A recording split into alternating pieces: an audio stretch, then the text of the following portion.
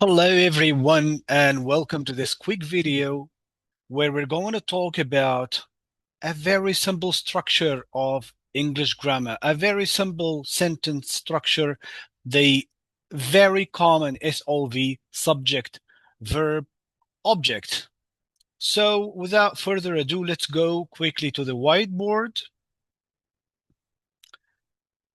and let me show you some examples after we're going to understand what is a subject, what is an object, and what is a verb.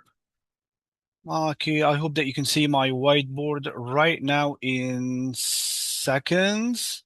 Great. So we have the whiteboard right here. And now let's make it a little bigger.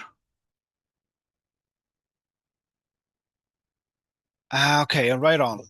Let's give an example, some examples of the subject, verb, object. So the subject, verb, object is a structure of a sentence. The sentence in English is very, very simple in the beginning. We've got subject, we've got object, and we've got verb. But how can we understand that? Let's take an example, a very simple example. She, or let's say Mary likes chocolate. Everybody likes chocolate, by the way. I like chocolate and you like chocolate. Everybody like chocolate. Let me make it a little bigger if I can, just for you to see the example.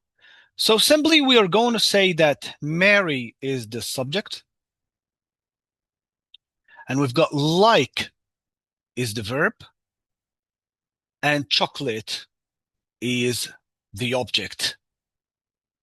Now you might ask me, but Hamid Halwani, what is the meaning of a subject, a verb, or an object? Simply, the subject is the person, is who is taking the action or doing the action. What is even it's not a rational person. I mean, it's not Muhammad, it's not Mary, it is not Ahmed. It might be the school, it might be laptop, it might be anything that is doing the action. We might take another example to simplify it, to make it so simple. We might say the dog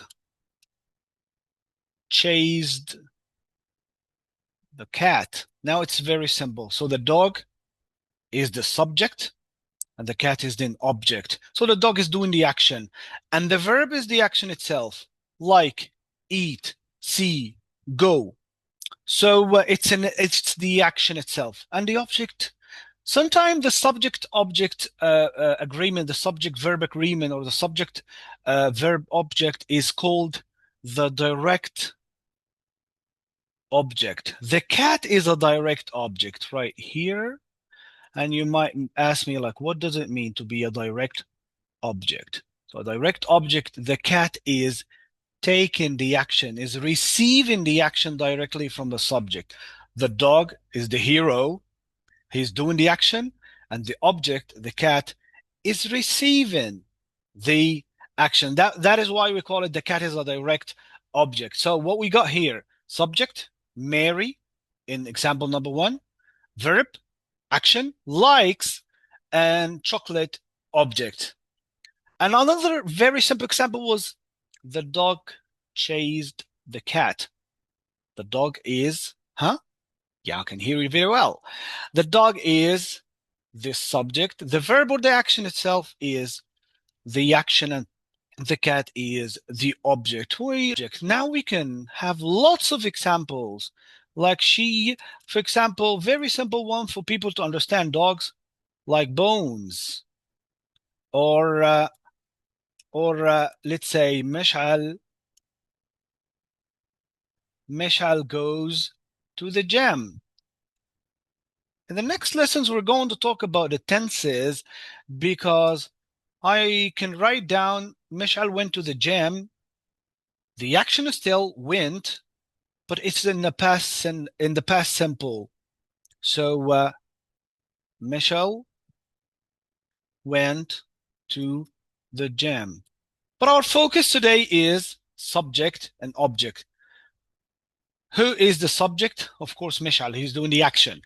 Who is and what is the object? Gem, receiving the action, and the action itself is going to the gem.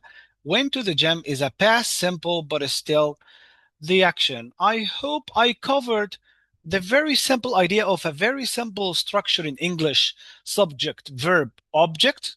Very simple. We can take a lot of example to understand that.